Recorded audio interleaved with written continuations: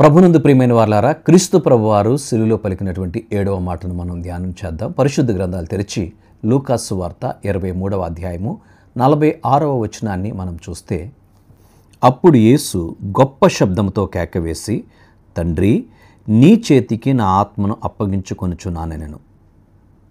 ఆయన ఎలాగూ చెప్పి తన ప్రాణము విడిచెను. దేవుని నామానికి స్తోత్రం కలుగును గాక. ప్రభునందు ప్రియమైన వారలారా, ప్రభు అయిన క్రీస్తు వారు సెలువులో పలికినటువంటి మొట్టమొదటి మాట, తండ్రి, వీరేమి చేయుచున్నారో వీరెరుగురు గనుక వీరిని క్షమించండి అని తండ్రికి ప్రార్థన చేశాడు. ఈ చివరి మాటలో మరలా ఆయన తండ్రి, నీ చేతికి నా ఆత్మను అప్పగించుచున్నాను. 4వ మాటలోనేమో దేవా నా దేవా నా చేయి ఎందుకు విడిచితివని ఆయన ఆక్రందించాడు. చూడండి, ఆయన మొదట తండ్రితో సంబంధం కలిగి ఉన్నాడు, తండ్రి కుమారుల సంబంధం ఉంది. 4వ మాటలో పాపపు శిక్షను అనుభవించేటువంటి పాపి స్థానంలో పాపిగా ఉన్నాడు గనక ఆయన చెయ్యిని విడిచిపెట్టాడు. 10,000లో అతి సుందరుడైనటువంటి వాడు, పోల్చుకోదగినటువంటి దేవుడు, ఆయన స్వరూపము సొగసు లేనివాడిగా మార్చబడ్డాడు. పాపపు వేదనను, శిక్షను, భయంకరత్వాన్ని అనుభవించడానికి ఆయన చేతిని విడిచిపెట్టాడు. తండ్రికి బాధ ఉంది, కుమారుడికి వేదన ఉంది. అయితే వీరిరువురి మధ్య ఉన్నటువంటి సంబంధాన్ని మనం చూడగలిగాం. ఇక్కడ చివరిగా యేసు ప్రభువారు, తండ్రి, నీ చేతికి నా ఆత్మను అప్పగించుచున్నానని తన ప్రాణాన్ని విడిచారు. క్షణమాత్రము నేను నిన్ను చేయి విడిచేతని కానీ గొప్ప వాత్సల్యత నిన్ను కనికరించదని చెప్పినటువంటి మాటలు ప్రభువారు పాపము శిక్షను అనుభవించిన సమయంలో విడిచిపెట్టారు. ఇప్పుడు మరలా తండ్రి కుమారుల యొక్క సంబంధం పునరుద్ధరించబడింది.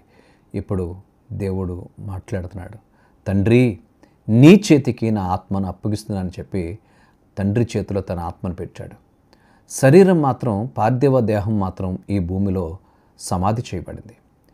మరలా తండ్రి యొక్క ఆత్మ శరీరంలోనికి పంపినప్పుడు క్రీస్తు ప్రభు తిరిగి పునరుత్థాన శరీరంతో లేపబడ్డాడు. ఆయన పార్థివ దేహమేమో సమాధి చేయబడితే తండ్రి చేతికి తన ఆత్మను అప్పగించుకుంటే ఆయన జరిగినటువంటి సంఘటన తండ్రి క్రీస్తును లేపినట్లుగా మనం చూస్తున్నాం. తన ఆత్మను మరలా ఆ యొక్క శరీరంలో వెళ్ళి తిరిగి లేచినట్లుగా పునరుత్థానపు శక్తి, పునరుత్థానపు బలము మనకివ్వడానికి. ఈ మాటలు వింటున్నటువంటి నీ జీవితంలో ఎవరైతే దేవుని యందు విశ్వాసం ఉంచుతారో వారి ఆత్మ తండ్రి చేతికి అప్పగించబడుతుంది, వారి దేహాలు సమాధి చేయబడతాయి. పునరుత్థానపు వేళ ప్రభు వస్తున్నప్పుడు ఆ పునరుత్థాన సమయంలో మన జీవితాలు ఇప్పుడు ఏ రీతిగా క్రీస్తు తన ఆత్మను తండ్రికి అప్పగించిన తర్వాత తిరిగి 3వ దినాన్ని ఆయన లేచాడో, మన జీవితాలు కూడా మన ఆత్మ తండ్రి చేతిలో పెట్టినప్పుడు మనము కూడా తిరిగి లేపబడతాము. అదే రీతిగా అనే సత్యాన్ని మనం గ్రహించాలి. ఈ లోకంలో నీ ఇష్టానుసారంగా జీవించి లోకంలో నేను లేస్తానంటే అది సరైన విధానం కాదు. పునరుత్థానం పొందలేవు. అందరికీ తీర్పు ఉంది. అయితే ఇక్కడ అంటున్నాడు, విశ్వాస జీవితంలో ఇవి గుర్తుంచుకోవాలి. ప్రభునందు ప్రియమైన వారలారా, దేవుడు తన యొక్క ఉన్నతమైన కృప, ప్రేమ, వాత్సల్యత మన ఎడల కనుపరిచిన విధానాన్ని మనం జ్ఞాపకం చేసుకుని ముందుకు సాగును ములుతోనే తీయాలి, వజ్రాన్ని వజ్రానితోనే కొయ్యాలి గనక మరణాన్ని మరణంతోనే జయించాలి అనేటువంటి రీతిగా ప్రభువారు మరణపు ములును విరిచాడు. దేవుని నామమున స్తోత్రం కలుగును గాక. ఆయన ఈ లోకానికి వచ్చి నరవతారిగా జీవించి ఆయన మరణించి తిరిగి లేచాడు. మరణపు ముళ్ళును విరిచినటువంటి వాడు. దేవుని నామానికి మహిమ కలుగును గాక. ప్రియమైన సహోదరి సహోదరుడా, మరణపు ముళ్ళును విరిచాడు. పాపమునకు తండ్రి శిక్ష విధించాడు. పాపమునకు శిక్ష విధించబడింది. చనిపోయినటువంటిది పాపము.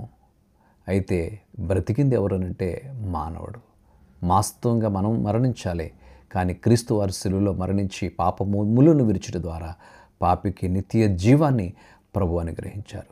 కనుక ప్రియ సహోదరి సహోదరుడా, ఈ మాటలు వింటున్నటువంటి నీ జీవితంలో దేవాది దేవునికి నిన్ను అప్పగించుకొని ఆయన ఆత్మ ద్వారా నడిపించబడుతూ దేవుని సన్నిధిలో నడిచినప్పుడు దేవుని యొక్క శక్తిని, కార్యాలను చూడగలుగుతావు. అట్టి కృప పరిశుద్ధాత్మ దేవుడు మనకు అనుగ్రహించునుగాక. తల్ల వంచి ప్రార్థన చేద్దాం. పరిశుద్ధానికి వందనాలు నాయన, కల్వరి శిలువలో మీరు మా కొరకు మరణించారు. నాయన, నీవు మాట్లాడిన చివరి మాటల్ని, ఆ 7 మాటలు ధ్యానించే కృప మాకు దయచేస్తావు. ఇదిగో నాయన, ఈ లేఖన సత్యాలను మేము అవగాహన చేసుకొని మా జీవితాల్లో ముందుకు సాగడానికి నీ కృపనిచ్చి నడిపించండి. నీ ఆత్మ, నీ సన్నిధి మాతో ఉంచి నడిపించమని, సమస్త మహిమ మీరే పొందుకొనమని, ఘనత ప్రభావాలు నీకే చెల్లిస్తున్నా ప్రభు. ఇంకా ఎవరైతే రక్షణ పొందలేదో ఇదే రక్షణ దినము, ఇదే అనుకూల సమయం కనుక నాయన నీ చేతులకు అప్పగిస్తూ ఉన్నా. వారి హృదయాల్లో నీ కార్యాలు జరిగించండి నాయన. నువ్వు కార్చిన రక్తదారుల ద్వారా మాకు విమోచన, పాప క్షమాపణ కలుగుతుంది కనుక నాయన బిడ్డలను కడిగి పవిత్రపరిచి రక్షణ తీర్మానంలో నడిపించమని యేసు నామమున అడిగి వేడుచున్నాము తండ్రి. ఆమేన్.